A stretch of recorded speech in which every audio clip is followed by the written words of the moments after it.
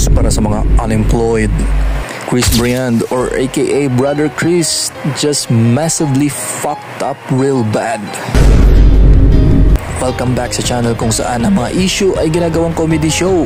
At ngayong araw, pag-uusapan natin ang isang vlogger na literal na umakyat sa monumento ng Coronadal City. Si Chris Briand, oo siya na nga. Climbing edition ng Dora the Explorer pero walang mapa, walang helmet at walang hiya. Ganito kasi yan mga kaibigan. Si brother, may manihan challenge daw siya. Pero imbes na maghanap ng pera sa sahig, umakyat siya sa round ball monument ng Coronadal City. Isipin nyo ang monumento na parang basketball pero hindi basketball. Sinakyan niya parang jungle gym. Ang tanong ko lang, bro, nag-apply ka ba muna ng building permit o nag-practice ka ba sa Ninja Warrior? Kasi kung matumba ka doon, content na agad ang funeral mo. Nganong bawal man musaka sa statwa? Kinsay niingon na bawal na musaka? Gibutngan gani ninyo gagdanan kay para masaka. So pwede ra kay gibutngan man ninyo gagdanan. Wala ninyo gipadiran. Di man na private. Di man na sa publikong pagmasa. Vlogger man ko. Kung may nag-promote na to ng mga statwa. Mong dapat musaka ko diha. Mag-meditate ko diha. Meditate ko diha. My reaction.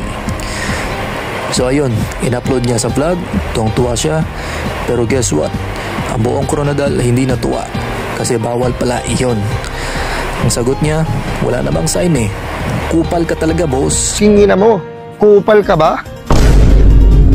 Bro, so ibig sabihin kung walang sign na bawal kumain ng spaghetti sa sementeryo, kakain ka ng spaghetti sa sementeryo. May common sense din sana, hindi lang content sense. Tapos, kinabukasan, nag-apology siya. Ang sincere parang ganito. Pasensya na guys, curiosity lang po. Okay sana, pero wait, biglang may part 2 si kuya. Nag-post ulit siya. So, ano to guys naka-Bisaya language to. So, itong sinabi niya, kung wala na ko gisaka, di kud mo kabalo na bawal pala. So, thank you sa akin. Translation, kung hindi ko inakyat, hindi nyo rin alam na bawal pala. So, thank you sa akin. Ano to? Lecture series? Monument Safety Officer? Next time, aakyat ka ba sa airport tower para malaman naming bawal? Grabe, certified public service pala si brother. Opo. Pwede si brother. So, ano mga naging reaction ng community? Siyempre, nawindang ang Coronadal City. Ang pulis, sabi, pwede yang pumasok sa Article 155 ng Revised Penal Code, Alarms and Scandals. Yan.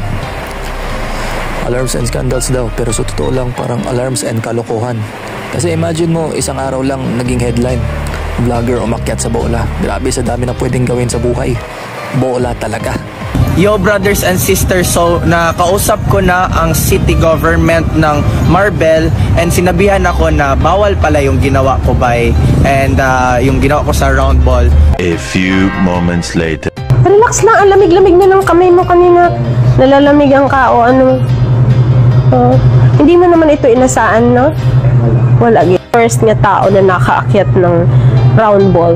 Atong siraulo. Oo. Siraulo. Ayoko na isipin, ikaw yung pangalawa na siraulo ka rin. So, hindi ka man siraulo, di ba? Hindi ka man siraulo. Ano po yung statement nyo po sa nangyari kanina po sa pag-akyat nyo po sa round ball? So, I said sorry na. I didn't have an idea na heritage park pala yun and restricted area yun. So, and then I came here in the city hall to talk to them, yung mga city government about what happened and i-explain rin nila sa akin about what happened. And I said sorry na and I deleted the video and photos. That's all. Pero, hindi lang pulis ang galit, pati mga taga-community. May nagsabi, if you can't vlog with respect, don't vlog at all. Which is true. Kasi kung disrespectful ang content mo, ang ending, ikaw ang magiging meme. Alam nyo guys, hindi naman masama mag-vlog. Content is life, views are life, pero please naman, huwag nating gawing tripod ang mga heritage site. Kung gusto mong umakyat, andyan ang bundok, andyan ang mga kapo, mga pulag, hindi yung bola ng Coronadal. Anong next mo, brother? Aakyat ka ng Jollibee statue para malaman naming bawal pala? O baka aakyat ka sa traffic light para mag-tutorial ng how to be a human stoplight?